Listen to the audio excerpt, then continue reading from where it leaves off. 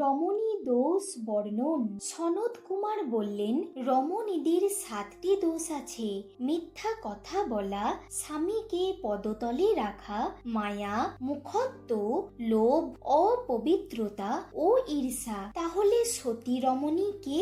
বশিষ্ঠের স্ত্রী অরুন্ধতী হলেন বিখ্যাত সতী রমণী। অগ্নিকে একবার সপ্তর্ষি পত্নীদের প্রতি আসক্ত দেখে বন্যী পত্নী মানে অগ্নির পত্নী স্বাহা 6 জন ঋষি পত্নীর রূপ ধারণ করেছিলেন, কিন্তু তিনি অরুন্ধতির রূপ ধারণ করতে পারেননি। ফলে তিনি নিজেই খুব আশ্চর্য হয়েছিলেন। তিনি অরুন্ধতিকে বলেছিলেন, হে কল্যাণী, এই জগতে আপনিই ধন্য, আপনিই একমাত্র পতিব্রতা। যে সকল নারী বিয়ের সময় ব্রাহ্মণ ও আগুনের সামনে নিজ স্বামীর হস্ত স্পর্শ করে আপনাকে স্মরণ করে, তার জীবনে অফুরন্ত সুখ বিরাজ করে। বিবাহং কারয়েত পশ্চাৎ বিধিবৎ দ্বিজ পুঙ্গবৈ।